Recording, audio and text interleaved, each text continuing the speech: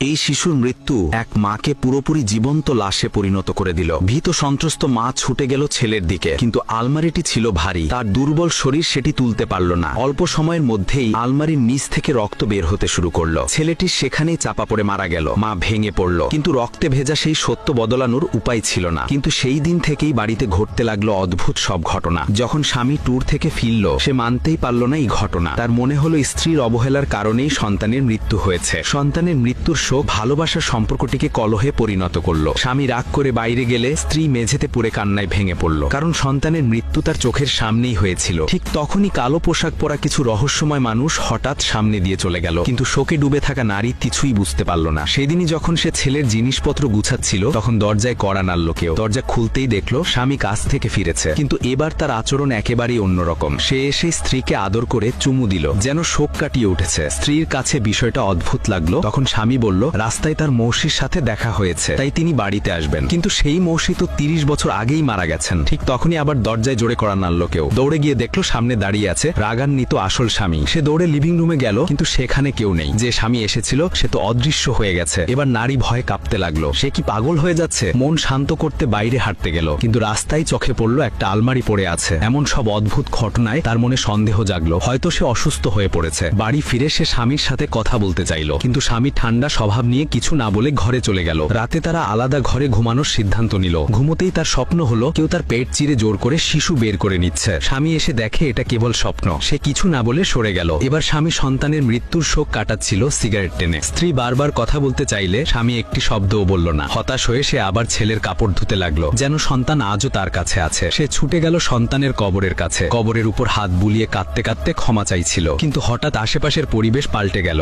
ভাই দৌড়ে বাড়ি ফিরে এলো। বাড়ি এসে দেখলো বাইরে শুকাতে দেওয়া কাপড়ও উধাও। অবাক হয়ে দৌড়ে ঘরে গিয়ে বাক্স খুলল, কিন্তু ভেতরে শুধু রক্ত আর সন্তানের ছবি ভাসছে। এই দৃশ্য দেখে তার প্রাণ শুকিয়ে গেল। সে দ্রুত ছবি বের করলো আর আতঙ্কে বাইরে ছুটলো, কিন্তু দেখলো কাপড়গুলো আবার দড়িতে ঝুলছে। ভয় পেয়ে সে এক তান্ত্রিকের কাছে গেল। তান্ত্রিক তার রক্ত দিয়ে মন্ত্রপুত জল বানিয়ে দেখলো তার মধ্যে ভেসে উঠছে এক মৃত গর্ভবতী নারী আর পুরনো পুতুল। তান্ত্রিক জানালো নারীর উপর এক ভয়ঙ্কর অভিশাপ দেওয়া হয়েছে, যা তাকে নিঃসন্তান করে দেবে। আর এই অভিশাপ দিয়েছে তারই রক্তের সম্পর্কের কেউ। এই খবর শুনে নারী দেরি না করে ট্যাক্সি ধরে মায়ের বাড়ি গেল। সবার কাছে প্রশ্ন করলো, কিন্তু যখন মৃত মৌসির নাম উচ্চারণ করলো, মায়ের মুখ বদলে গেল। কিছুক্ষণ পরই মা আত্মহত্যা করলো। এই দৃশ্য দেখে নারীর মনে হাজারো প্রশ্ন জাগলো। মৌসির সাথে তার সন্তানের মৃত্যুর সম্পর্ক কি? উত্তর খুঁজতেই সে সেখানেই রইল, কিন্তু সে জানতো না ঠিক একই সময়ে তার স্বামী সন্তানের কবরেই গিয়ে আত্মহত্যা করেছে।